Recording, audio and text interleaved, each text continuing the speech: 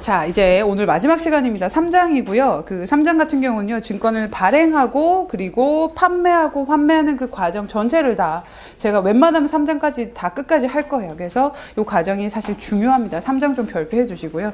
앞에 기본적인 개념은 기본 베이스가 돼야 되는 파트이고요. 실제 시험 문제 내기 좋을 만한 것들은 요게 많아요. 그래서 3장 별표해 주시면 되겠습니다. 그래서 전체 흐름을 발행하고, 그리고 판매하고, 마음에 안 들면 뭐 합니까? 환매하잖아요. 그래서 그 순서를 좀 잘 기억해 두시고요. 자, 첫 번째 밑에 해석 보시겠습니다. 그 투자 신탁하고 투자 회사 구분해 보셔야 되겠고요. 그래서 수익자의 권리를 뜻하는 거기 때문에 수익권이라고 부르고, 그리고 주주의 권리를 뜻하는 거기 때문에 주권이라고 부릅니다. 그래서 그 각각의 발행자 같은 경우는요, 그 기본적으로 집합 투자업자, 투자 신탁 같은 경우는요, 그래서 신탁업자의 확인 후 발행이 필요합니다. 왜냐하면 감독을 해주는 애들이기 때문에 그 기본적으로 운용이나 설립은 집합 투자업자가 하지만 기본적으로 투자 신탁 업자가 확인을 해줘야 한다는 거고요. 그리고 주권 보도록 하겠습니다. 투자회사 같은 경우는요, 당해 투자회사가 발행자가 되고요. 우선주로 발행할 수 없어요. 그래서 보통주로만 발행합니다. 그래서 요거 체크해 주셔야 되겠고요. 그리고 하나 보실게요. 무액면, 뭐로 발행한다고요? 무액면, 기명식입니다. 요 그래 단순하게 좀 암기하기 쉽게 이렇게 무기 좀 기억해 두시고요. 그 무액면 같은 경우는요, 금액 자체가 늘 변동하는데 어떻게 금액을 딱 정해 둡니까? 액면 가치를. 그렇기 때문에 무액면이고요.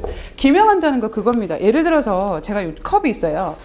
이 기명식이 아니에요. 무기명식이에요. 이 컵은요, 아무것도 뭐가 없어요. 적혀 있지가 않아요. 이름이요. 제가 긴금주로 적는 순간 누게 되는 겁니까? 긴금 주게 되는 거예요. 그걸 기명과 무기명의 차이점이라고 보시면 됩니다. 그러면 무기명이면요, 이름이 없어요. 제가 이걸 지었어요. 그럼 누구게 되는 겁니까? 제게 돼요. 맞죠? 근데 기명식으로 긴금주로 적혀 있으면요, 제가 못 건드려요. 누구 거예요? 긴금주 거거든요. 그러면 여기는요, 그 실제적으로 투자한 사람이 명확하게 정해져 있기 때문에 무기명입니까? 기명입니까? 기명식이어야 되는 게 맞는 거죠. 그래서 무액면, 기명식 같이 암기해 두셔야 되겠고요. 자, 그리고 주식 같은 경우는요, 그 주권 같은 경우는 실제적으로 제가 예를 들어서 삼성전자를 샀어요. 주권 받아보신 적 있으세요? 그냥 우리 통장상에 뭐만 왔다 갔다 하나요? 돈만 왔다 갔다 하잖아요. 왜냐하면 그 주권을 한 줄 살 때마다 일일이 발행받으면 도난이나 분실의 염려가 있기 때문에 우린 다 누구에게 일괄적으로 예탁하나요? 예탁결제원에 예탁하는 겁니다. 그래서 보시면 발행 방법은요, 예탁결제원을 명의인으로 해서 일괄 예탁 발행합니다. 그래서 체크해 두시고요. 자, 펀드 하로 갑니다. 그래서 우리가 집합투자증권을 발행했을 때 기본적으로 발행 가액 같은 경우는요, 뭘로 냅니까? 우리가 금전으로 내잖아요. 현금 내잖아요. 그래서 원칙은 금전이에요. 그런데 이게 중요한 게 아니죠. 밑에 괄호 한번 보시겠습니다. 뭐라고 되어 있습니까? 사모의 경우라면, 사모는요, 제가 아까 뭐라고 설명드렸어요? 자격이나 수가 제한이 되어 있는 거예요. 자기들끼리 아는 사람끼리 할 거 아니에요. 자기들끼리 뭐 하자고 하면 전원이 동의하재요. 그럼 예를 들어서 강남의 사모님들을 대상으로 사모펀드를 했어요. 이 사람들은요, 현금이 많을까요? 부동산이 많을까요?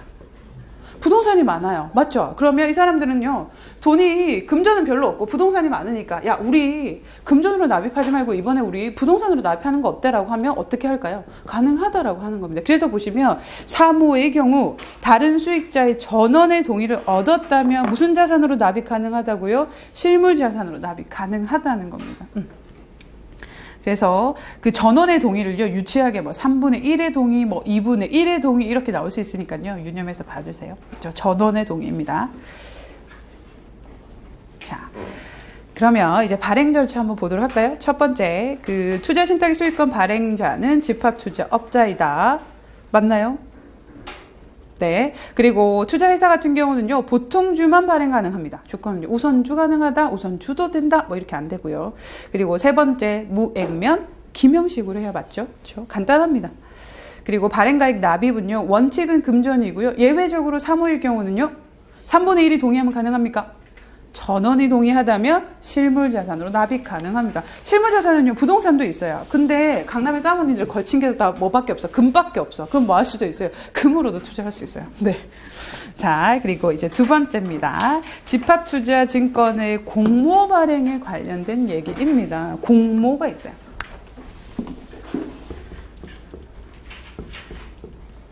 자, 3호는요, 아까 제가 말씀드렸던 건 자격과 수가 제한돼요. 좀 알만한 사람들이 온다는 거예요. 그런데 공모는요, 제가 어떻게 한다고 했죠?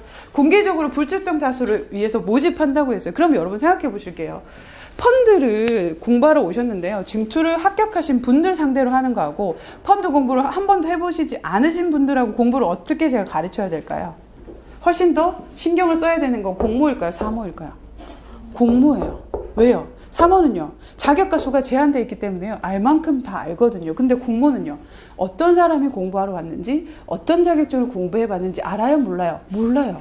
얼마큼 돈을 투자할지도 몰라요. 그러니까 훨씬 더 까다롭게 신경 써야 될 대상은요. 공모가 됩니다. 그래서 첫 번째 보시는 게 집합투자증권의 공모 발행이 나오는 거예요. 그러면 밑에 박스 한번 보시도록 하겠습니다.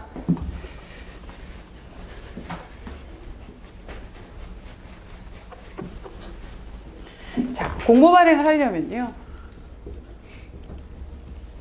자, 첫 번째 나오는 게 이제 증권신고서고요.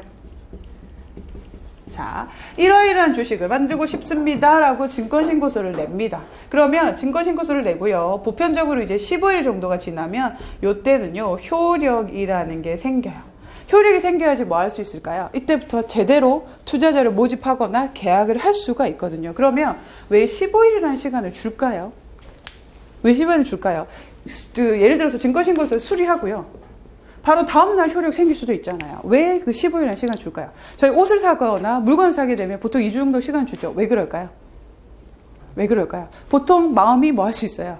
변심할 수 있는 가능성이 있어요. 그래서 보편적으로 이렇게 15일이라는 시간을 주는 이유는요. 두 가지 이유가 있습니다. 투자자에게 생각할 시간을 주는 겁니다. 너 투자 잘 하는 거 맞아?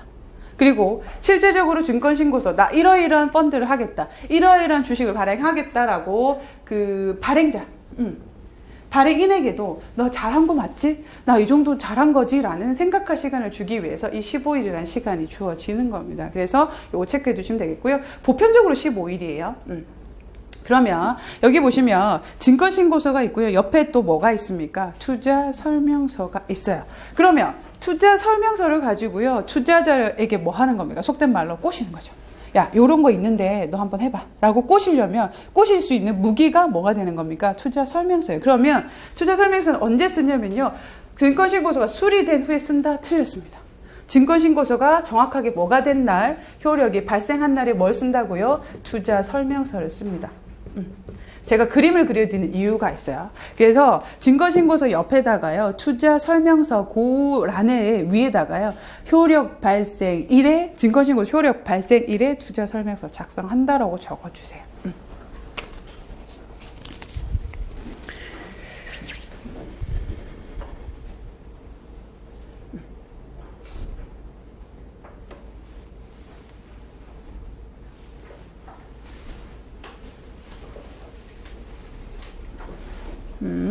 자, 체크하셨죠? 그러면 여러분 생각해 볼게요. 증권신고서하고요. 투자설명서 내용은 똑같아야 될까요? 달라도 될까요? 어때야 될까요? 똑같아야 돼요. 내가 예를 들어서요. 빵을 만드는데요. 그 밀가루빵을 만드는데요. 결과물이 쌀이 나와요. 쌀가루 맛이 나요. 말이 안 되잖아요. 밀가루라는 재료를 가지고 뭔가를 만들면 어떤 맛이 나야 돼요? 밀가루 맛이 나야 되는 게 정상이에요. 그래서 증권신고서에 썼던 내용과 동일하게 어떤 내용을 다 기재해야 돼요? 투자설명서에 동일한 내용이 기재돼야 됩니다. 그래서 체크를 해보실게요. 증권신고서 첫 번째. 어떤 발행에만 제출하나요? 공모 발행에만 제출합니다. 체크해 주셔야 되겠고요. 그러면 공모 제출한다면 어떤 경우는 제출 생략일까요? 공모하고 반대되는 거. 사모, 그 첫 번째 1번 붙여주시고요. 그리고 두 번째. 보통 증권신고서는요, 10억 이상일 경우에 제출을 하거든요. 그래서 뭐라고 나와 있습니까? 10억 미만일 경우에는 제출 안 해도 된다고 나와 있네요. 그리고 세 번째. 정부 공공기관과 관련이 있을 경우는요, 얘네들 그냥 믿을만 하잖아요. 굳이 뭐 증권신고서 제출할 필요가 없어요. 그래서 요 세 가지 케이스는요, 증권신고서 예외 제출, 예외상으로 기억해 주시면 됩니다. 그리고 제가 어디에 신고해야 된다고 말씀 안 드렸죠? 어디에 신고해야 되냐면요. 금융위원회에 신고해야 합니다. 최고 상위 의결기관이에요. 그러면 금융위에 증권신고 신고하면 투자 설명서는 어디에 신고해야 되나요? 내용도 똑같고 어디다가? 똑같이 어디다가요? 금융위에 신고해야 합니다. 하나 적어주세요. 없을 거예요. 똑같아요. 아니면 똑같이 묶어주셔도 되고요. 연결시켜서. 자, 그리고 금융 위에 제출해야 되고요. 그리고 중요한 말이 있네요. 뭐가 발생해야 판매할 수 있다고요? 당연히 효력이라는 게 생겨야지 판매할 수가 있어요. 자, 그리고 간단히 봐두셔야 될 내용. 제출 의무자는 당해 증권의 발행인이고요. 일반적으로 라고 괄호 되어 있는데요. 기본적으로 효력은요, 며칠입니까? 15일이에요. 정정신고서 같은 경우 왜 3일밖에 안 할까요? 이미 15일 정도의 검증을 받았잖아요. 그 일부러 고치는 거는 15일까지 줄 필요가 없네요. 짧게 끊어갈 수 있겠네요. 그래서 3일 체크해 주시면 되겠고요. 자, 그리고 일가신고서 한번 보도록 할게요. 일가신고서 같은 경우는요, 제가 예를 들어서 이번에 50억치 주식을 발행하기로 했어요. 그래서 증권신고서 냈어요. 근데 상황이 여의치 않아서요, 30억 정도만 발행을 한 거예요, 이번에는. 그래서 2013년에는 30억치만 발행하고요. 2014년 돼서 20억을 추가적으로 발행하려고 해요. 그러면 한번 생각해 보실게요. 이미 증권신고서를 효력 발생해서 다 서류를 작성해서 냈어요. 그런데 그때마다 또 증권신고서를 발행하게 되면 낭비가 되겠죠. 그러면 이때는 어떻게 할 수 있냐면 일괄적으로 간편하게 신고할 수 있는 일괄신고서 제도가 있어요. 왜요? 증권신고서 때 이미 까다로운 절차를 한번 밟아봤기 때문에 추후적으로 계속해서 발생하는 건 어떻게 할 수 있어요? 간편하게 일괄신고서 작성으로 끝낼 수가 있어요. 그래서 한번 보시면 일괄신고서는요, 개방형 집합투자기구에 한한다는 말 이해되세요? 왜 그럴까요? 폐쇄원요, 더 이상 추가 발행할 일이 있어요, 없어요? 없잖아요. 한번 발행하면 끝나잖아요. 그러니까 개방형이어야 되죠. 그래서 체크해 보시면 개방형 집합투자기구에 한해서 가능하다는 겁니다. 그래서 일정 기간 동안 발행할 집합투자 증권을 한 번에 신고해서 추가 발행할 때 별도로 신고하지 않은 그런 간편한 제도를 의미합니다. 그래서 좀 유치하지만 헷갈리게 폐쇄형 펀드도 뭐 일가신고 적용 가능하다라고 나오면 틀린 표현이 되겠습니다. 그렇게 체크해 주시고요. 자, 그럼 이제 투자설명서 내용 보도록 할게요. 기본적으로 투자설명서는요, 집합투자업자, 즉 자산운용회사가 작성합니다. 자기가 어떤 방향을 가지고 투자를 할 건지에 대한 설명을 해주는 거기 때문에요. 그렇고요. 그리고 포인트가 증권신고서 내용과 다르면 안 되죠. 그래서 동일해야 한다는 거. 그리고 투자 권유를 할 때는요, 엉뚱한 자료를 가지고 쓰면 안 돼요. 오로지 무슨 자료만 가지고 투자 설명서라는 자료를 가지고 설명해야 돼요. 그래서 체크해 주시고요. 자, 그러면 투자 설명서 한번 보도록 하겠습니다. 예를 들어서 야, 나 이런 거 하나 만들려고 해. 이제 이번에 대박 주식 하나 발행하려고 하는데 요때 투자자에게 뭔가 얘기를 좀 해주고 싶어요. 그런데 뭐가 없어요? 효력이 생긴 정식 투자 설명서가 없어요. 우리가 보편적으로 투자 설명서라고 하는 건 요 기간이에요. 효력이 생기고 쓸 수 있는 그것을 앞에 정식이란 말을 그냥 생략한 채로 뭐라고 불러요? 투자 설명서라고 불러요. 근데 제가 아는 지인을 만났는데요, 효력이 발생하기 전인데요, 뭔가 얘기를 해주고 싶어요. 근데 투자 권유를 하려면 뭐가 반드시 있어야 된대요? 투자 설명서 가지고 하라면서요. 그러면 이때는요, 뭘 쓸 수 있냐면요, 예비 투자 설명서 쓸 수가 있어요. 근데 예비 투자 설명서 쓸 때 조심해야 될 건 뭘까요? 아직 효력이 발생하지는 않았어. 그렇지만 곧 효력이 발생할 거야 라는 것을 반드시 명시한 채로 뭐 할 수 있습니까? 예비 투자 설명서 쓸 수 있어요. 그래서 그림으로 이해하시는 게 훨씬 좋습니다. 그리고 나서 아무 때나 쓸 수 있는 거, 여기저기 아무 때나 간편하게 쓸 수 있는 거라 그래서 간이 투자 설명서라고 합니다. 그래서 체크를 해보실게요. 그림으로 머릿속에 떠올려 두시고요. 첫 번째, 정식 투자 설명서. 우리가 일반적인 투자자에게 교부하는 거, 의무적으로 교부해야 되는 건 뭡니까? 정식 투자 설명서입니다. 그리고 체크해 보실게요. 증권신고서가 어떻게 된 후 효력이 발생한 후 쓸 수 있다 그랬죠. 그래서 청약이 승낙이 가능하다는 건 그때 정식적으로 계약을 할 수 있다는 의미입니다. 그 이전은 계약이 안 돼요. 왜? 효력이 안 생겼으니까. 그리고 예비투자설명서 보도록 할게요. 증권신고서 효력 발생 후 아니죠. 뭐라고 돼 있어요? 수리 후라고 돼 있어요. 그래서 제가 그림을 머릿속에 떠올려 두라고 한 겁니다. 수리 후예요. 수리 후예요. 그래서 수리 후 효력 발생 전이네요. 그래서 그 그림을 머릿속에 떠올려 두시고요. 그래서 요거는요, 계약을 할 수가 없어요. 그렇게 개념 기억해 두시고요. 간이 투자 설명서도 의무로 교부하는 거 아닙니다. 그냥 간편하게 그냥 요약된 내용들이에요. 그냥 간편하게 뿌릴 수 있는 거고요. 아무 때나 쓸 수 있어요. 뭐라고 되어 있어요? 증권신고서 수리 후 효력 발생 전후라고 되어 있네요. 그럼 언제예요? 이때 이후로 쓰고 싶을 때 마음대로 쓰면 되는 거네요. 그렇게 기억해 두시면 됩니다. 자, 그런데요. 투자 설명서라고 하는 게요. 한번 보실게요. 누구에게는 반드시 교부되어야 된다고 되어 있나요? 일반 투자자. 우리 이제 펀드를 배울 때는요, 보편적으로 다 일반 투자자를 대상으로 하는 것들이 많습니다. 그래서 반드시 교부해야 되는데요. 아래 칸에 내려와 보실게요. 전문 투자자 동그라미, 일반 투자자 동그라미. 자기가 싫대요. 뭐라고요? 거부 의사를 뭘로 밝혔대요? 서면으로 표시한 투자자는요, 교부할 수 있습니다. 아, 나 지금 바쁘니까 안 받을래라고 뭐 한 사람, 구두로 얘기한 사람도 됩니까? 안 됩니다. 뭘로요? 서면으로 제출한 사람만 가능하다는 거죠. 그리고 투자 설명서 같은 경우는요, 매년 이제 내용이 바뀌기 때문에요, 보통 펀드 같은 경우는요, 1년에 한 번 갱신을 합니다. 그래서 매년 1회 이상 갱신할 필요가 있다라고 하는 거 체크해 보시면 되겠습니다. 자, 그러면 공모 발행에 대한 설명 2번 문제 한번 풀어보실까요? 첫 번째, 증권신고서는요, 공모에만 제출하고 사모뿐만 아니라 뭐 정부 및 공공기관이라든지 10억 미만이라든지 다 제출 면제 대상이었습니다. 두 번째, 투자 설명서는 누가 작성합니까? 집합, 투자업자 혹은 자산 운용회사입니다. 헷갈리시면 안 되고요. 그리고 3번 딱 틀렸네요. 슬쩍 들어가 있네요. 빼세요. 뭐 빼면 될까요? 폐쇄형 빼야 됩니다. 그리고 투자 설명서는요, 4번 일반 투자자에게만 교부 의무가 있고 전문 투자자에게는 교부할 의무가 없다라고 되어 있네요. 맞습니다. 이 부분요, 간단히 체크해서 하셔서 체크하실 수 있겠죠. 자, 그리고 이제 3번 보도록 하겠습니다. 집합투자증권의 투자 권유는요, 직무윤리 파트에서도 중복됩니다. 그래서 이 파트에서 미리 이제 조금 체크를 해주시면 충분히 좀 직무윤리에서 정리하실 수 있습니다. 도움 되실 거예요. 밑에 한번 내려가 보실게요. 자, 일반 투자자와 전문 투자자를 붙여놨어요. 그래서 보편적으로 더 많이 보호해줘야 될 사람이 누굴까요, 여러분? 네, 일반 투자자예요. 그래서 일반 투자자 같은 경우는요, 기본적으로 설명 의무 1번, 그리고 적합성의 원칙을 적용해야 된다고 2번으로 붙여두세요.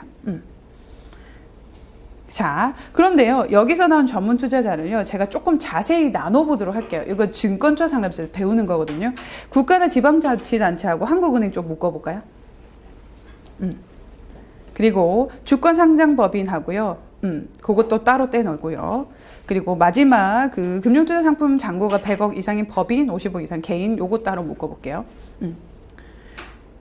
지자체 같은 경우는요, 사실 주권상장법이라고 묶어야 돼요. 근데 좀 뉘앙스를 기억해 두시면 증투처럼 자세히 나오지는 않으니까 국가나 지자체나 금융기관 같은 경우는요, 절대적 전문 투자자예요.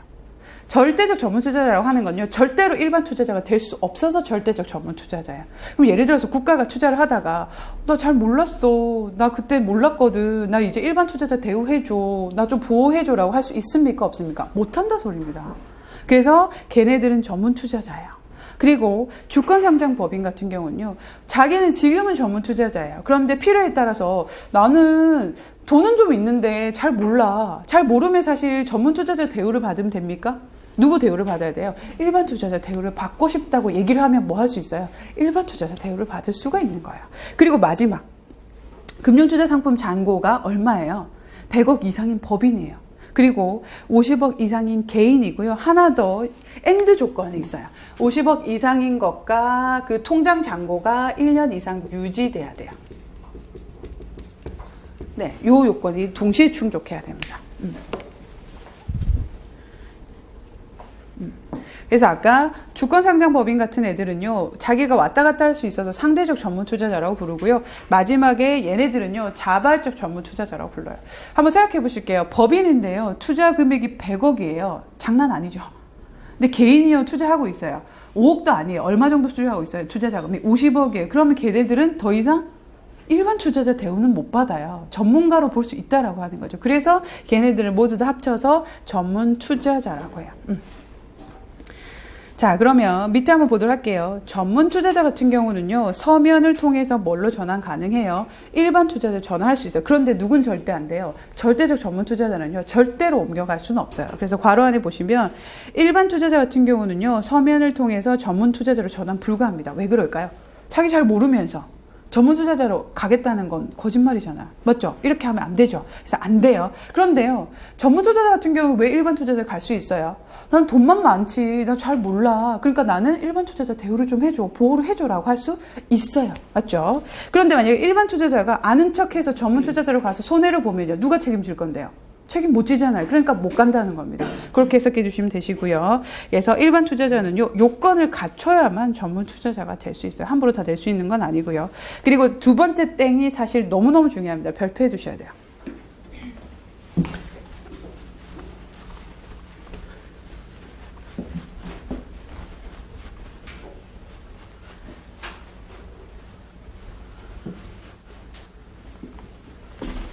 자, 뭐라고 돼 있어요? 주권상장법인이에요.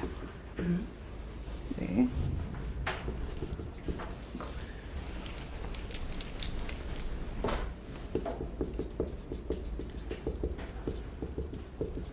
어디에 투자한다고 되어 있죠? 주권상장법인이? 네. 제가 파생상품 뭔지는 몰라도 위험하다고 했습니까? 안전하다고 했습니까? 좀 위험해요. 그런데 어디서 거래한다고요? 장외에서 거래해요. 그러면 생각해 보실게요. 주권상장법인이라 해봤자 그냥 일반적인 회사예요. 그죠? 일반적인 회사가 사실 장외 파생상품 거래를 한다는 거 굉장히 위험하다라고 인지를 한다는 거죠. 위험하니까 보호를 해줘야겠죠. 그럼 이 사람들은 전문 투자자 대우를 해주는 게 보호를 해주는 걸까요? 일반 투자자 대우를 해주는 게 보호를 해주는 걸까요? 일반 투자자 대우를 해주는 겁니다. 그래서 원래 주권상장법인은 누굽니까? 전문 투자자잖아요. 아까 분류 보셨죠? 주권상장법인 뭐예요? 전문 투자잖아요. 근데 뭐 할 때는요, 장외 파생상품 투자를 할 때는요, 아예 그냥 누구라고요? 일반 투자자입니다. 이때 헷갈리시면 안 되는 게 주권상장법인은요, 전문 투자자에서 일반 투자자라고 이때 갈 수 있다가 아니라요, 주권상장법인이 장외 파생상품 거래를 할 때는요, 그때 그냥 누구다고? 일반 투자자라고 기억해 두셔야 된다는 거죠. 왜? 위험하니까요, 보호를 해주려고 그런 겁니다. 그래서 체크를 해 주실게요. 그 끝에 장외 파생 상품 취급할 때 누구는요, 주권상장법인은요, 별도로 신청하지 않더라도 그냥 누굽니까? 일반 투자자라고 하는 겁니다. 그래서 잘 기억해 두셔야 되겠고요. 자, 제가 설명드렸던 거. 설명 의무하고요, 적합성 위에 똑같이 공통적으로 들어가는 말이 있죠. 누구를 대상으로 하는 거라고요? 네, 그거 별표해 두셔야 돼요.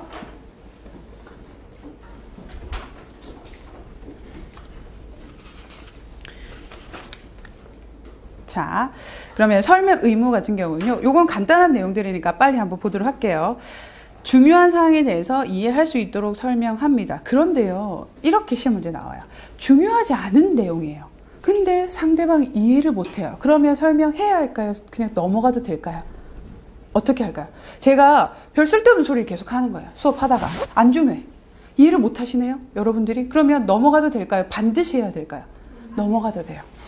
넘어가도 돼요. 그래서 기본적으로 중요한 사항에 대해서는 반드시 설명해야 되지만, 중요하지 않은데 이해를 못해서 더 혼동을 줄 수 있다면 그냥 넘어갈 수도 있습니다. 그거 기억해 두시고요. 아마 문제 풀어보시면 뒤쪽에 나오실 거예요. 그리고 이해 정도에 따라서 당연히 설명의 정도 달리할 수 있고요. 그리고 설명한 게 중요한 게 아니에요. 설명하고 뭘 받아야 될까요? 확인을 받아야 돼요. 왜 그럴까요? 왜 그럴까요? 한번 생각해 보실까요? 상적으로. 설명을 했어요, 실컷. 그거는요, 손실 위험성도 있고요, 좀 위험할 수도 있어요. 근데 고객이 나중에 어떻게 생각할까요? 나 못 들었는데, 네가 안 했는데. 그래서 뭐 해야 돼요? 확인을 반드시 받아야 돼요. 이게 이제 직무윤리를 지키는 거거든요. 사실 직무윤리를 지키면요, 누구를 보호하는 거예요? 저를 보호하는 거예요. 고객님, 그때 들어놓고 무슨 소리야? 저를 보호하는 거예요. 그래서 설명 후에 반드시 중요한 건 뭘 받아둬야 된다고요? 확인을 받아둬야 돼요.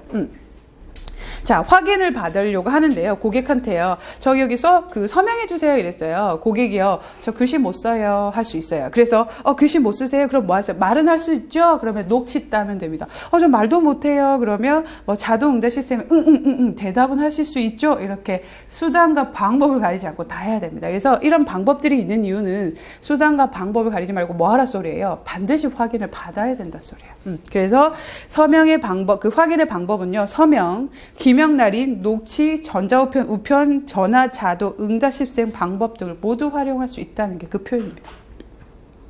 만약에 확인을 받지 않으면요. 설명 의무를 뭐 한 겁니까? 위반한 거기 때문에요. 손해배상 책임도 있을 수가 있어요. 그래요. 자, 그리고 적합성이 있고요. 적정성이 있어요. 적합성 같은 경우는요. 예를 들어서 제가 옷가게를 하는데요. 굉장히 좀 뚱뚱한 사람이 온 거예요. 미니스커트를 권해주면 안 될 것 같아. 근데 적합하다라고 하는 의미 자체는요, 그 사람에게 적합한 옷이면 뭐 해주면 됩니까? 투자 권유를 하면 되는 거고요. 딱 상황을 봤을 때 적합하지 않으면 뭐 하면 안 되기 때문에 투자 권유라는 걸 하면 안 되기 때문에 적합성 원칙을 보는 겁니다. 그래서 한번 체크해 보실게요. 적합성이라고 하는 건요, 일반 투자자에게 적용되는 거고요. 어떤 세 가지를 봐야 하는 건가요? 적합성을. 첫 번째가 뭐 보는 건가요? 재무 상황이요. 그리고 투자 경험, 그리고 투자 목적이에요. 이거 이론적으로 생각하지 마시고요. 남자 만날 때 한번 생각해 보세요. 뭐 보세요, 여러분? 이 남자가 나를 연애하려고 만나는 건지 결혼하려고 만나는 건지 제 나이 때쯤 되면 그런 생각을 해요. 그리고 두 번째, 돈은 좀 있나? 이런 생각 하잖아요. 그리고 나서 연애 경험이 있나? 있는 것과 없는 거는 차이가 크죠. 그래서 그 세 가지를 물어보는 거예요. 왜냐하면 재무 상황을 물어보는 건요, 제가 이 사람에게 조금 위험한 상품을 권할 거예요. 근데 커버할 수 있는 재무 상품, 커버할 수 있는 돈이 좀 여력이 된다면 뭐 할 수 있을까요? 좀 권하더라도 괜찮겠죠. 그래서 물어보는 거고요. 투자 경험을 물어보는 거. 예전에 펀드를 해본 경험이 있대요. 그럼 설명을 어떻게 할 수 있을까요? 훨씬 수월하게 할 수 있겠죠. 그리고 세 번째, 목적을 물어보는 건요. 이 사람이 연금 목적으로 가입을 하는 건지, 노후자금이나 아니면 뭐 주택 마련 자금으로 쓰는 건지 뭐 해야 돼요? 알아야지 단기 상품을 권할 건지 장기 상품을 권할 건지가 정해지는 거기 때문입니다. 그래서 막무가내 그냥 이렇게 물어보는 게 아니라 다 목적과 이유가 있다라고 하는 거죠. 그래서 그 세 가지를 물어보고요. 면담을 통해서 이에 대해서 파악하고 확인을 받고요. 만약에 적합하지 않으면요. 저는 절대 뭐 하면 안 됩니까? 투자 권유하면 됩니까? 안 됩니까? 제 입 밖에서 하실래요? 어때요? 라고만 하면 돼요? 안 돼요? 안 돼요. 그런데요, 이런 상황이 생겨요. 고객이요, 너무 하고 싶대요. 나 그 상품 듣고 나니까 나 그 상품 안 하면 나 죽을 것 같아. 너무 하고 싶어. 라고 하면 어떻게 될까요? 권유하면 돼요? 안 돼요. 뭐 하면 돼요? 판매는 할 수 있어요. 그 대신 뭘 받고요? 확인을 받고. 뭐라고 확인받아야 될까요? 네가 한다고 했다? 나는 뭐 안 했다? 나는 권유 안 했다? 네가 한다고 했다? 확인을 받고 뭐 할 수 있어요? 판매는 할 수 있어요. 맞죠? 그래서 기본적으로 적합하지 않다면 권유해서는 안 된다라고 돼 있지 판매해서는 안 된다라고 안 돼 있죠. 그래서 권유와 판매의 차이 좀 잘 기억해 주시고요. 우리 집합투자에 정의할 때도 했었죠. 자, 그리고 세 번째, 적합성에다가요, 하나를 더 얹어서 파생 상품은 훨씬 위험하기 때문에 어떤 요건까지 함께 적용해야 된다고요? 적정성까지 함께 적용해야 합니다. 그래서 파생상품 권유할 때는요, 적정성의 원칙까지 함께 고려해야 된다라고 나오는 게 맞는 표현입니다. 자, 그러면 3번 보도록 할게요. 자, 규제에 대한 설명 첫 번째. 기본적인 증권의 내용, 위험, 그리고 투자자가 이해할 수 있도록 설명해야 되고요. 두 번째, 적합성에 위배되면 투자 권유하면 안 되네요. 판매는요? 돼요. 그쵸? 확인을 받으면. 확인의 방법은요, 너무나 다양한 것들이 있어요. 그리고 네 번째, 미리 면담 등을 통해서요, 요런 것들을 파악하는 게 뭘 파악하는 겁니까? 세 글자. 적합성을 파악하는 거예요. 그렇게 체크해 주시면 됩니다. 자, 그리고 이제 16페이지 가볼까요? 자, 부당 권유 하라 소리입니까? 하지 말라 소리입니까? 금지 사항이네요. 권유를 하는데 한번 보도록 하겠습니다. 요번 어렵지 않아요. 그리고 직무윤리랑 반복되기 때문에 한번 보실게요. 거짓말하는 거 첫 번째, 밑에 해설 보실게요. 두 번째, 단정적인 판단을 제공하거나 오인하게 할 소지가 있는 내용을 알리는 행위. 그리고 요청을 받지 않고 권유한다고 해서 한자로 불초청이라고 합니다. 그거 하면 될까요? 안 돼요. 금지사항이에요. 그래서 기본적으로요, 장외 파생 상품은요, 불초청 권유 금지입니다. 그런데 예외적으로 또 허용을 해줬어요. 뭐와 뭐는요? 증권과 장내 파생 상품은 또 허용해줬어요. 그래서 모두 안 된다 라고 하면 틀려요. 그래서 그거 체크 잘 해주시고요. 그리고 네 번째 땡이 재밌어요. 투자 권유를 받은 투자자가요, 싫대요. 근데 재권유하는 거 금지된대요. 그런데 밑에 내용 보실게요. 이러이러한 경우에는요, 재권유해도 된다 소리네요. 첫 번째, 투자성 있는 보험계약 뭐 있을까요? 여러분 아세요? 투자 금액에 따라 변하는 보험. 변액보험. 그렇지. 그렇죠. 그래서 제가 그렇지라고 했어요. 너무 기특해서. 그렇지. 자, 그리고요. 제가요. 이번 달에 권했어요. 쓱 다음 달에 또 가면 돼요. 맞죠? 왜요? 1개월이 지난 후에 다시 투자 권유할 수 있어요. 그래서 A라는 상품 권했어요. 싫대요. 쓱 B라는 상품 권하면 돼요. 그래서 이렇게 한번 생각해 보시면 재권유 하라 소리예요. 맞죠? 맞죠? 재권유 금지라고 돼 있지만 그렇게 해야지 판매하는 분들이 또 먹고 살잖아요. 그렇기 때문에 이렇게 하라 소리인 것 같아요. 자, 그리고 투자자로부터 금전을 대여해준다든지 중개주선 대리를 요청받지 아니하고 이를 조건으로 투자권을 끼워 팔게 하는 거 이런 거 있잖아요. 그래서 그런 거 하는 거 안 됩니다. 그래서 4번 같은 경우는요. 문제가 그렇게 어렵지 않아서 그 1번 거짓 내용 알리는 거 오인 소지가 있을 수 있게 얘기하는 거. 그리고 세 번째 증권가 장외 파생 상품에 대해서 요청을 받지 않고 권유한 행위 가능합니다. 뭐가 안 돼요? 장외 파생 상품이 안 돼요. 자, 그리고 금전에 대여 중개주선 대리를 요청받지 않고 투자를 권유하는 행위도 안 됩니다. 자, 그리고 이제 17페이지 불건전 영업 행위도 좀 간단히 볼 수 있어요. 이런 부분들이 그렇게 어렵지 않고 문제 좀 맞힐 수 있는 파트입니다. 그래서 17페이지 5번 한번 보도록 하겠습니다. 불건전 영업 행위 첫 번째. 과도하거나 빈번하게 투자 권유하는 거 아까 뭐에 해당됐나요? 매매 회전율 높이는 거죠. 왜 그런가요? 수수료 받으려고 그런 거잖아요. 그렇죠? 그래서 이익이나 손실 여부와 상관없이 행위 자체가 위법이라는 말은 무슨 말입니까? 예를 들어서요. 빈번하게 투자 권유를 했어요. 결국에 수익이 났네요. 잘한 거예요?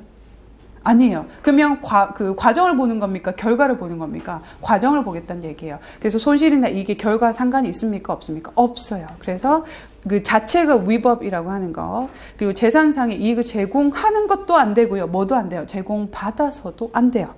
그리고 무자격자의 투자 권유 행위 당연히 안 되고요. 뭐 그 밖에 은폐행위라든지 그리고 투자자로부터 집합 투자증권을 매수한다든지 그리고 일반 투자자를 상대로 차별적인 판매 촉진 노력하면 안 돼요. 그런데 제가 실제로 은행에서 근무한 친구들 들어보니까 이번 달 프로모션이 있더라고요.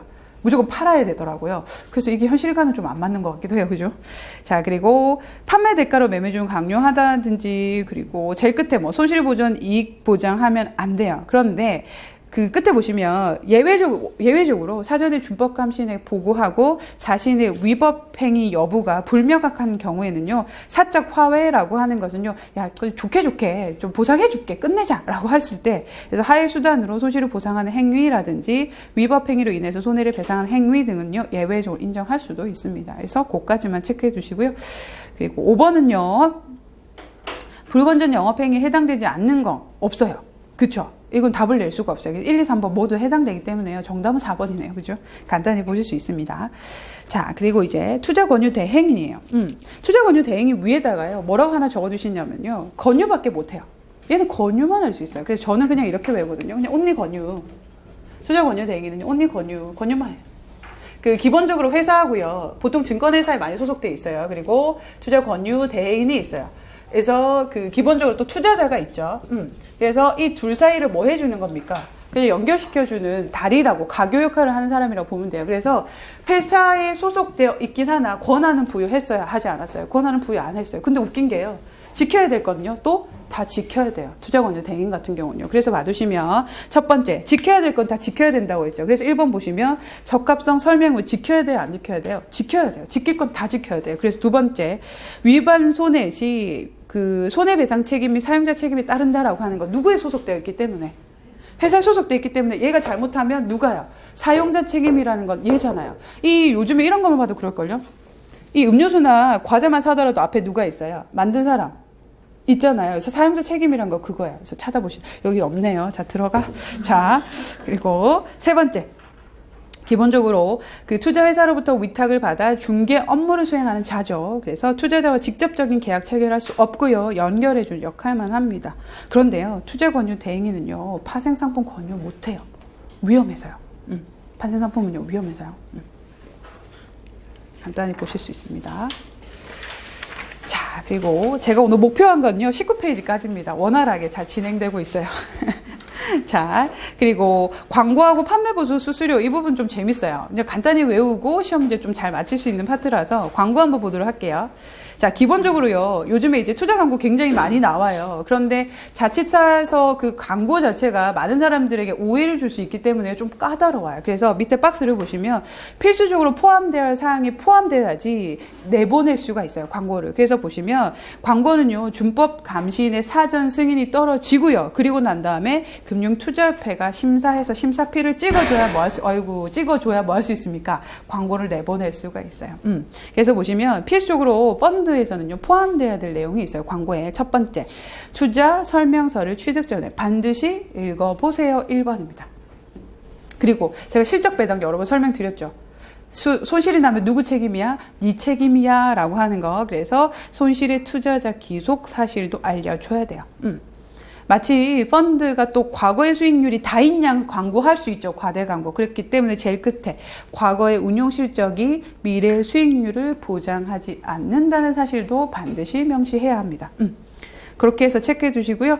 자, 필수적으로 포함되는 내용이 아닌 것은 7번 한번 보도록 할까요? 1번도 맞고요. 그리고 투자자 기속사실 수익률 보장하지 않는다는 거, 그리고 판매자 관련된 내용은 없어요. 네, 필수사항에 포함되죠. 필수사항은 딱 3가지예요. 그래서 이거 체크해 주시면 되겠고요.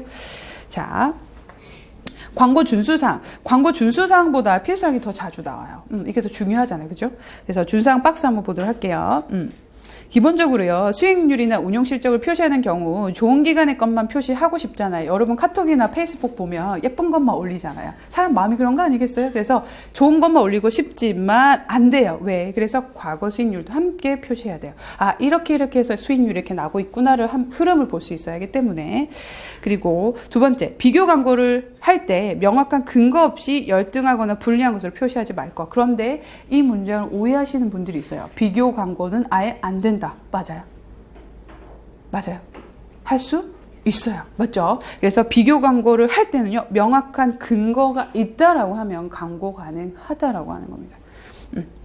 그리고 중요한 건 광고는요, 항상 준법 감시인의 사전 확인을 받아야 돼요. 사후 확인 맞아요? 사전 확인이고요.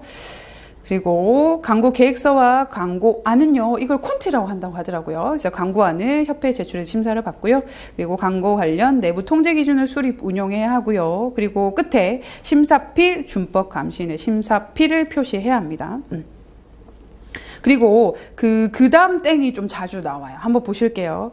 금융투자업자의 경영 실태 평가 결과가 있어요. 우수하다, 조금 불량하다, 양호하다, 이런 결과지하고요. 또 하나, 영업용 순자본 비율이라는 게 있어요. 그 위험액 대비해서 가지고 있는 순자산 비율을 의미해요. 그러면 생각해 보실게요. 요거 BIS 비율이라고 하는데요. 영업용 순자산 비율이 이번에 좀 좋았어요. 저희 회사가 예를 들어서 좋아요. 그런데요, 딴 회사가요, 좀 별로 안 좋았어요. 그럼 이렇게 비교할 수 있겠죠. 야, 봐봐. 쟤도 별로잖아. 우리끼리 어때? 훨씬 좋잖아. 라고 할 수 있어요. 근데 BIS 비율이라고 하는 건요, 때로는 좋을 수도 있고, 때로는 나쁠 수도 있거든요. 그렇기 때문에 그 기간을 가지고 별로니까 우리끼리 좋다라고 비교 광고는 안 된다라고 하는 겁니다. 왜? 너무 민감한 부분이라서 그래요. 그래서 체크해 보시면요, 경영 실태 평가 동그라미, 영업연 순자본 비율 동그라미, 비교 광고하면 안 됩니다. 그런데 아까 제가 이것 외에는요, 명확한 근거가 있다면 뭐가 가능하다고 했나요? 비교 광고 가능해요. 근데 얘는요, 비교 광고 안 돼요. 그래서 체크해 주셔야 돼요. 그리고 광고안이나 심사 결과 통보해야 된다는 거 뭐 당연한 얘기고요. 그리고 8번 보도록 할게요. 첫 번째, 광고할 때요, 현재 수익률만 표시해야 될까요? 안 된다고 했죠. 제가 예쁜 것만 표시하면 안 된다고 그랬어요. 그리고 두 번째, 근거가 있다면 열등하거나 불리한 걸 표시할 수 있어요. 근거 되는 게 좀 까다롭겠죠. 그렇죠? 통과를 하려면. 그리고 세 번째, 경영 실태 평가 동그라미, 영업연 순자본 비율 동그라미, 비교 광고는 안 됩니다. 그리고 광고 계획서, 광고안을 제출해서 심사 받아야 되는 거 맞고요. 자, 그리고 판매 보수하고 수수료, 요거 제가 암기하는 법 알려드릴게요.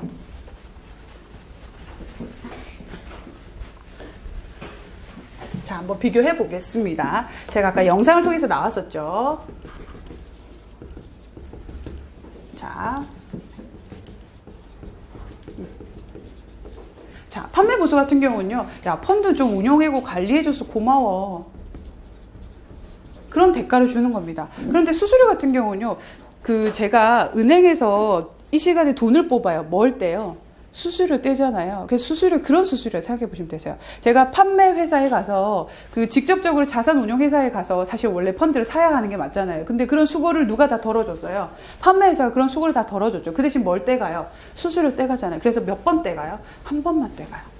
그래서 수수료 한 번만 떼이는 거다라고 생각하시면 돼요. 누구로부터요? 투자자로부터.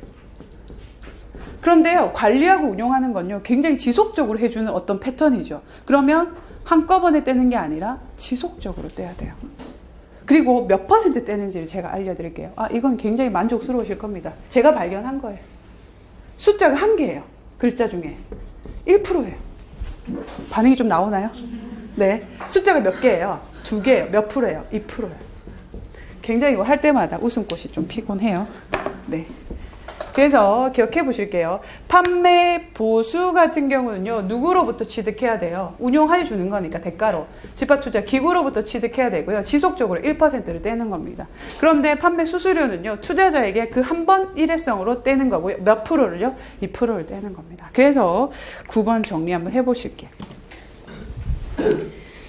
자, 9번. 판매 보수는요, 집합 투자 기구로부터 취득하는 거고요. 왜? 운용해줬으니까 너 거기한테 내가 뗄게 라고 하는 거고요. 연평균 가액의 1% 이내로 수취하고요. 반면 판매 수수료는요, 투자자로부터 취득하는 것이고 연평균 가액의 2% 이내로 수취할 수 있다라고 하는 거. 그래서 이 문장만 기억해 두시면 충분히 이제 한 문제 맞추실 수 있을 겁니다. 안 헷갈리실 거죠. 자, 그리고 이제 마지막으로 환매입니다. 환매 같은 경우는요, 중요한 파트가 끝에 환매 수수료예요. 영업 실무 파트에서 좀 더 자세히 배우실 거예요. 아까 영상에서 나왔던 내용이에요. 90일 이내에 내가 마음이 변심해서 뭐 하겠대요? 내가 싫대요. 그러면 이익금의 얼마를 환매 수수료 뗀다고 했나요? 70%를 뗀다고 했어요. 70%. 그래서 그런 것들을 환매 수수료고요. 자, 그러면 환매 한번 보도록 하겠습니다. 첫 번째, 어떤 돈으로 환매해 줘야 될까요? 우리가 원칙적으로 펀드를 할 때 납입가액이 뭐였어요? 금전이었잖아요. 그러면 그 금전으로 열심히 운용해서 그 금전을 다시 환매한 금액, 그 금액으로 조성한 것으로 환매 대금을 줘야겠죠. 그래서 첫 번째, 집합투자 재산을 처분해서 조성한 금전으로 지급해야 된다는 거 맞고요. 그런데요, 또 있어요. 예외적으로 전원이 동의할 때 뭘로도 줄 수 있어요? 현물로도 줄 수 있어요. 현물. 현물이라고 하는 거 금전이랑 반대되는 개념이죠. 그리고 환매했기 때문에 이제 그 증권을 어떻게 해야 돼요? 없애야 되죠? 사라져야 되죠? 그래서 소각해야 되는 게 맞고요. 그런데 예를 들어서요, 펀드를 이렇게 운용하다가요, 이만큼은 환매해서 나갔어요. 그런데요, 한번 보실게요. 뭐라고 되어 있냐면요, 자기 계산이나 타인이 취득하면 될까요? 이 자리를요? 메꿔서요? 될까요? 안 돼요. 뭐 해야 되는 게 맞아요? 소각해야 돼요. 그런데 자기 계산이라고 하는 거 운용하던 사람이 괜찮은데? 내가 한번 들어가 볼까? 이렇게 하는 거예요. 자기 계산. 그리고 야, 그 괜찮은 거 있는데 들어올래? 라고 타인한테 추천하거나 권유하는 거예요. 될까요? 안 될까요? 안 돼요. 그래서 볼게요. 자기의 계산 혹은 타인이 취득하는 거 금지죠. 그런데 시험 문제는 그게 안 나와요. 뭐가 나올까요? 예외적으로 취득 가능한 경우가 나옵니다. 어떤 경우에? MMF예요. 그래서 요거는요, 문장으로 계속해서 반복해서 보시면 익숙해지실 겁니다. 보실게요. MMF를 판매한 투자 매매 중개업자라면 MMF는 나중에 펀드 종류하실 건데요. 단기 금융 집합 투자 기구입니다. 굉장히 비교적으로 안전하게 운용되는 아이들이에요. 그래서 이 아이들을 운용하는 매매 중개업자는요, 판매했던 규모의 5%입니다. 5%. 그리고 그 100억 원 중에 큰 금액입니다. 작은 금액 아닙니다. 큰 금액 범위 내에서만 개인 투자자로부터 환매 청구일에 공고되는 기준 가격으로 MMF를 뭐 할 수 있다고요? 걔네들이 자기의 계산으로 뭐 할 수 있다고요? 살 수 있다는 얘기예요. 원래 뭐 하는데요? 소각해버리고 자기의 계산이나 타인에게 취득하게 하면 안 되는데 MMF는요, 어떻게 할 수 있다고요? 가능하다고요. 5%나 100억 원 중에 적은 금액, 큰 금액까지. 그렇죠? 그래서 요거는요, 문장으로 여러 번 읽어보시면요, 그냥 문장으로 자연스럽게 습득되실 겁니다. 자, 그렇게 체크해 주시면 됩니다. 그리고 불가피하게 필요한 경우라든지. 자, 그러면 제가 판매회사한테 오늘 얘기했어요. 예를 들어서, 판매회사란 게 있죠. 펀드를 팔기도 하지만요, 뭐 하기도 해요? 판매도 해줘요. 제가 예를 들어서 대리점에 핸드폰을 샀어요. LG 대리점에. 고치러 어디 갑니까? LG 가야 되죠. 삼성의 핸드폰 샀으면 어디로 가야 돼요? 고치러 삼성에 가야 되는 거예요. 그래서 똑같이 환매도요. 기본적으로 환매 기간이요. 15일 이내여야 돼요. 15일이라는 숫자는 어디서 나왔어요? 여러분. 효력 발생이 보편적으로 며칠이었어요? 15일이었어요. 그래서 펀드에 15일이라는 숫자 되게 많이 나와요. 자, 그런데요. 15일을 못 지킬 것 같아요. 뭐라고 되어 있어요? 예외적으로 환매 기간을 연기할 수 있는 경우래요. 근데 마음 같아서는 15일 이내 주고 싶어. 근데 왜 못 줘요? 줄 수 없는 상황이 생겼네요. 어떤 경우에? 첫 번째, 10%를 초과해서 시장성 없는 자산을 투자했대요. 시장성이 없다는 건 뭐가 안 된다는 거예요? 매매가 이루어지지 않는 거네요. 빨리빨리 팔려야지 뭐 할 건데? 줄 텐데. 그럴 수 없는 상황이네요. 그리고 두 번째, 50%를 초과해서 어디에 투자해놨어요? 외화자산을 투자해놨어요. 외화자산 같은 경우는요, 상대적으로 투자해서 다시 환전하고 바꾸가는 그런 기간들이 더 많이 소요되잖아요. 그래서 이거 암기하는 거 알려드릴게요. 저는 이렇게 외웠어요. 10% 뭡니까? 10% 시장성 없는 자산이죠. 그리고 50% 외화자산. 이렇게 시오시오 이형형 이렇게 하면 기억하시면 좀 수월하실 겁니다. 자, 그리고 환매 연기 한번 보도록 할게요. 환매에 응할 수 없을 때는요, 불가피하게 연기해야 합니다. 그래서 알려야 하고요. 그래서 형평성을 해칠 염려가 있는 경우나 그리고 필요시에는요, 환매 연기 가능합니다. 환매가 안 돼서 환매를 못 해줘서 연기하는 마당에 그때 새롭게 발행하거나 그때 판매하면 될까요? 안 될까요? 그건 안 되죠. 상도덕에 위반되는 거니까. 자, 그리고 환매 연기 절차 별표해 두시고요. 환매 연기가 결정이 되면요, 그냥 그거를 투자자에게 바로 통지하는 게 아니라요, 그 사항을 어떻게 해야 될까요? 신탁은 수익자 총회에서, 주식회사는요 어디서요? 주주총회에서 의결을 해야 하고요. 그 사실을 투자자에게 통지해야 합니다. 그게 중요한 포인트고요. 자, 그리고 부분 환매 연기 한번 보도록 할까요? 자, 요게 그림이 적당하네요. 얘 같은 경우는요, 지금 연기하고요. 정상적으로 얘 같은 경우는 한번 보실게요. 그림을 한번 보시면 부분 환매 연기는요, 일부는 뭐 하고요, 그냥 연기시켜요. 지금 못 해주니까. 그런데 뭐는 가능해요? 얘는요, 정상적으로 환매해 줄 수 있어요. 그래서 부분적으로도 가능해요, 쪼개서. 근데 안 된다라고 알 수도 있어요. 그래서 헷갈리시면 안 되고요. 그래서 부분 환매 연기 가능합니다. 펀드 분리 같은 경우는 한번 보도록 할게요. 여러분, 도마뱀이 살려고 뭐 끊는 줄 알아요? 이렇게 잘하잖아. 펀드가 이렇게 있었어요. 이게 도마뱀이야. 자, 도마뱀. 그렇죠? 도마뱀이요. 살려고 뭐 잘랐어요? 꼬리를 잘랐어요. 이게 뭐예요? 부실자산이에요. 뭐 하려고요? 정상자산 일부를 살리려고요. 이걸 뭐라고 한다고요? 펀드 분리라고 해요. 그래서 보시면 펀드 분리는요, 정상 펀드와 부실 펀드를 나눠서요, 계속적으로 정상 펀드는 어떻게 하기 위해서, 거래하기 위해서 이렇게 만드는 거고요. 나머지 부실 펀드는요, 요건 어떻게 하는 거예요? 연기하는 겁니다. 잘라내는 겁니다. 그래서 꼭 체크해 두시면 되겠고요. 자, 그리고 환매 수수료예요. 환매 수수료 누가 부담해야 되는 걸까요? 상식적으로 투자자가 부담해야 되죠. 자기가 마음에 안 들어서 안 한다는데. 그쵸? 그래서 투자자가 부담하고요. 예를 들어서 펀드가 이렇게 열심히 운용해서 굴러가고 있어요. 그 사람이 이렇게 빠져나갔잖아요. 그러면 환매 수수료는 기본적으로 투자자가 냈잖아요. 그러면 투자자한테 받은 환매 수수료 어떻게 해야 될까요? 집합투자업자가 꼴깍할까요? 어떻게 할까요? 다시 여기 넣어야 되죠. 왜요? 이 많은 투자자한테 피해를 줬기 때문에요. 일종의 페널티로 불리는 거거든요. 그래서 정리할게요. 투자자가 부담하는 거 맞고요. 집합투자 재산에 다시 백해야 돼요.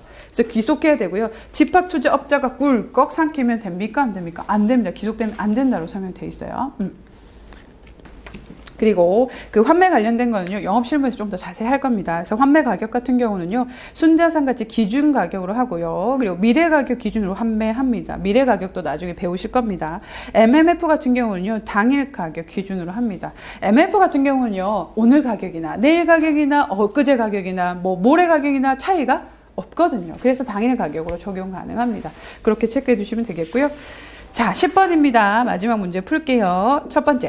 환매는요, 원칙적으로 투자 재산을 처분한 금전으로 지급을 하고요.